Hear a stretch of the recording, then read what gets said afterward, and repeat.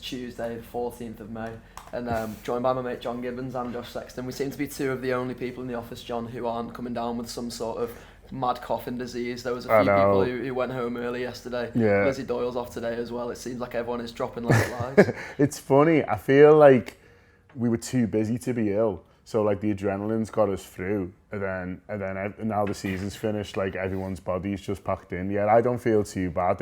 I was a bit ropey yesterday, but I'd say that's mainly the alcohol, fella. But would you say that we're straight through to Madrid now? Straight through crew. Straight through crew. Yeah. So me and Josh are fine, available for any media appearances. You know, if all the lads at Sky and BBC still want us, or do you reckon they're just going to swerve us now? Well, we'll see what happens when we just keep living our best lives in the meantime. Somebody else who is definitely living his best life, by the way, is Mike Dean. I'm sure you have all seen this over social media across the night. Tranmere basically booked their place in the League Two playoff final by beating Forest Green Rovers 2-1 in aggregate. And they seem to be soaking up the celebrations. Big Mike Dean.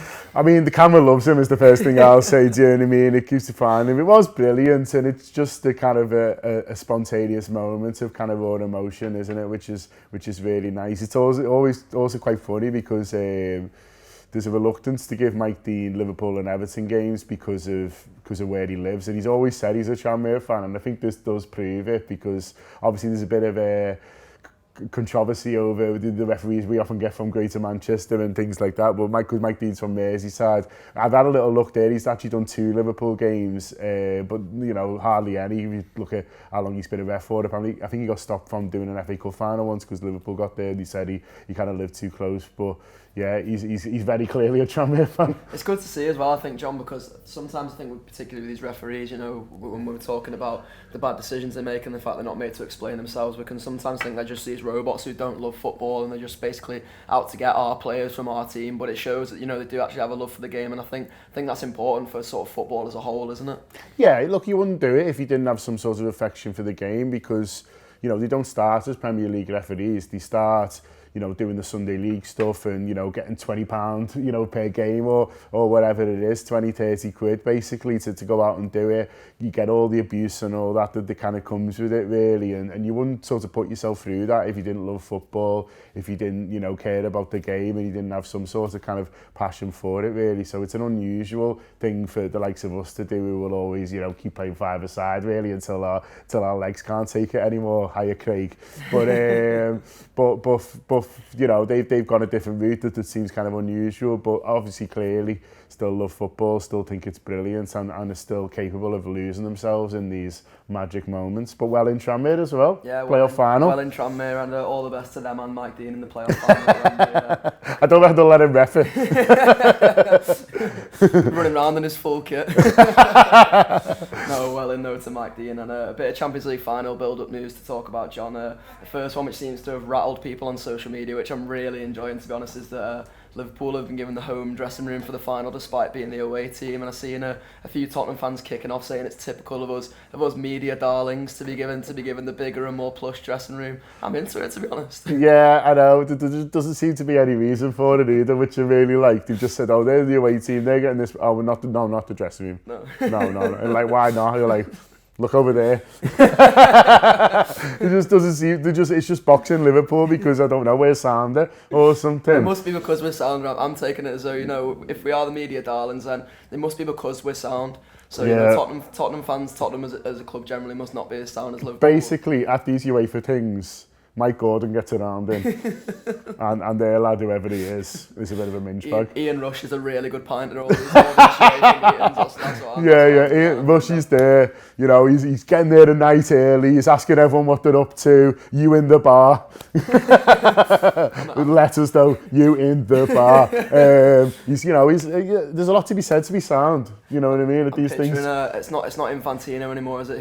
Who's ahead of UEFA now? But I'm picturing them just sort of having a group chat where Rush's in and they're all calling Ledley King a fridge.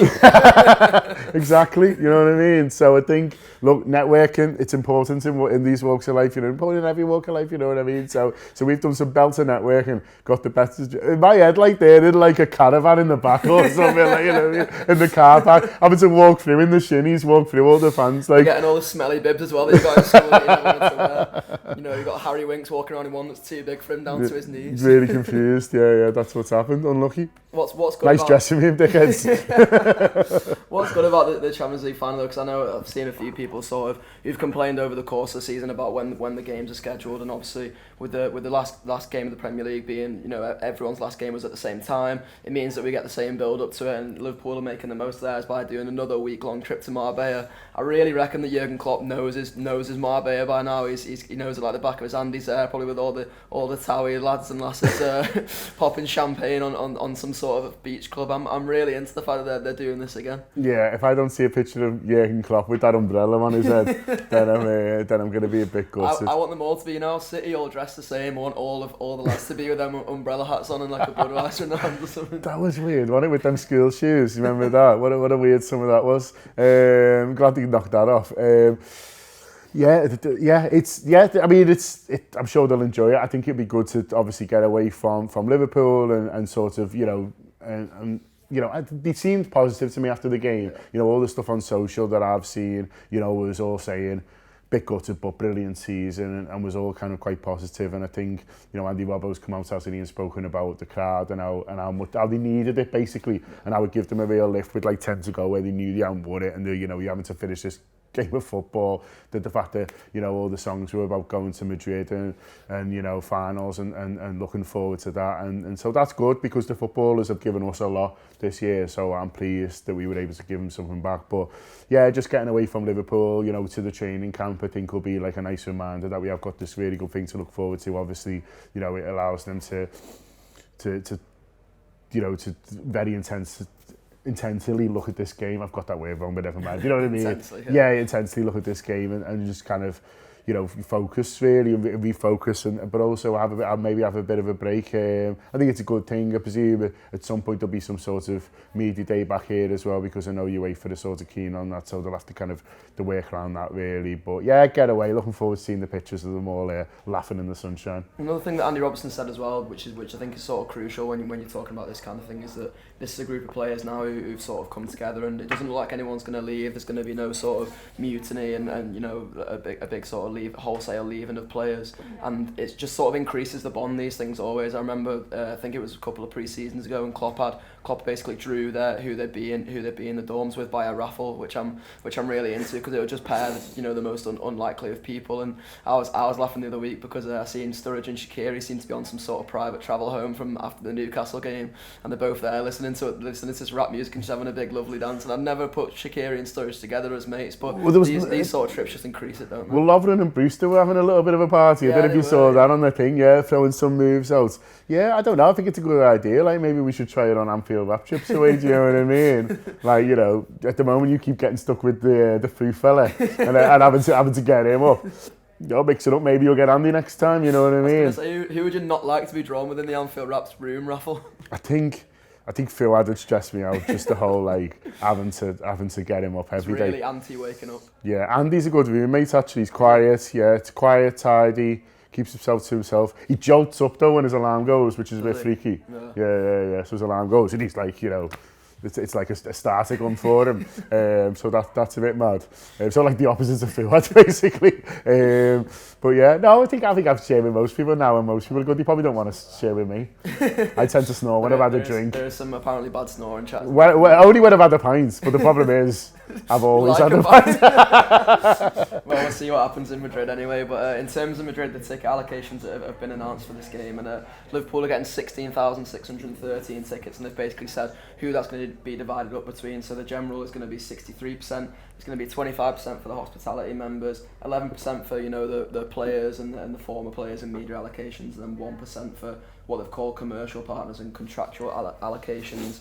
But the good thing is, because I know there was a sort of joint statement from Spirit of Shankly and the Tottenham Supporters Trust saying that they didn't want any fans to be paying over £100, and the club have basically said that they're going to keep all of the £60 tickets, which is the sort of lowest price tickets for general supporters, and they're going to sort of endeavour to give the higher price ones to the contractual allocations, which is good to see from the club, isn't it? Yeah, they're trying their best, aren't they? And I know people were complaining the weekend about an interview that Peter Moore did. I thought personally that the whole thing was a bit unfair. I thought he was at a race for the 96. He was trying to, did something with Sky, got put on the spot about sort of ticket prices, and looked to me like he was sort of didn't really know what to say. So I felt a little bit kind of sorry for him in that regard. Really, he was there at an event trying to do a good thing and support a good cause. But I understand why ticket prices are controversial. I understand why people are angry at the fact that it just seems to go up every year, and I don't think it's going to be long personally when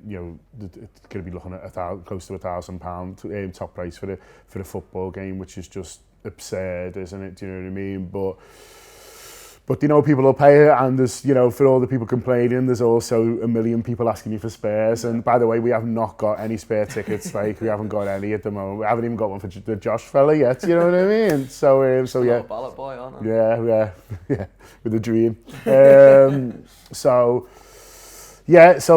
it's good that they've done the numbers game, I suppose, because in the past, quite famously on odd occasions, they've refused to, and so they've put it out there. And best of luck to everyone in the ballot, although mainly our lads. Yeah, mainly our lads, and we're going to be doing loads from Madrid when we get there as well. As many of you may know by now, we're doing the Kiev bus again. The Kiev bus is happening again this time with about half the distance and hopefully more of the aircon unplugged.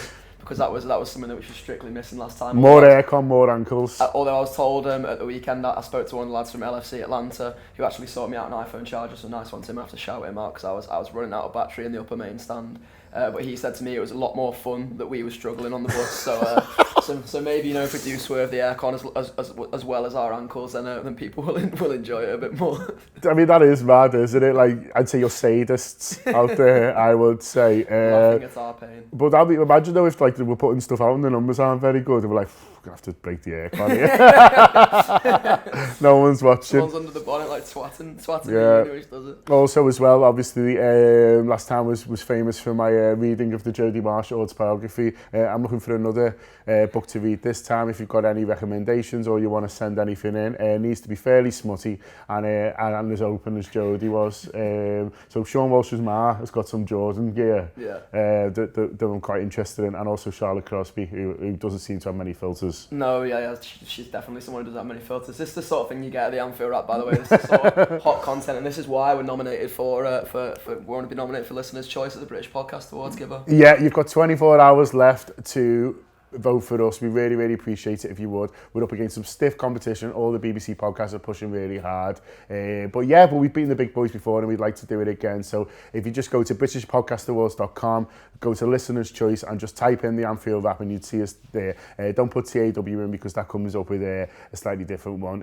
So look, search for the Anfield Wrap, all sorts of the words there, and then click on us. It takes a couple of seconds, but we'd really appreciate it. And obviously if you get your friends and family to do that as well and share it on social, even better. Yeah, and we've been told we're in the top 20 for that at the moment, so your sort of help would be really appreciated. And if you don't know why we're in the top 20, if you don't already subscribe to the Anfield Wrap, do so. We have free shows so you can listen to them. You're obviously already on the YouTube channel here, on to what we're doing, so we really appreciate that as well. But yeah, nice one. Good.